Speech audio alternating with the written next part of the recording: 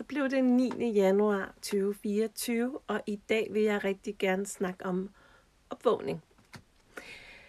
Man kan sige, at ens sjæls evne til at få en spirituel opvågning handler om, hvor meget du har fået kigget på dine skygger.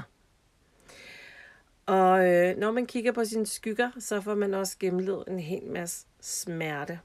Så hvor meget smerte har du gennemlevet og fået bearbejdet?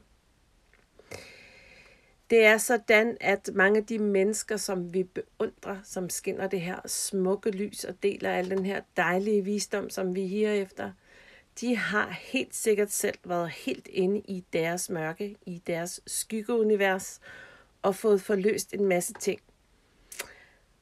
De har været inde i det mørkeste mørke, og den værste smerte, du kan forestille dig. Fordi hvis man ikke kommer derind og får kigget på alle de ting og får ryddet op, så har man ikke evnen til at dele sin visdom med andre, og man kan heller ikke skinne i et smukt lys. Så hvis du rigtig gerne vil forandre noget i dit liv, så bliver du simpelthen også nødt til selv at gå ind og få kigget på alle de der mørke, ulækre, klistrede skygger, som du bærer rundt på. Der er ingen vej udenom. Og hvis du personligt lige nu møder en hel masse udfordringer, så har du muligheden for at blive spirituelt opvågen, hvis du griber chancen og tør.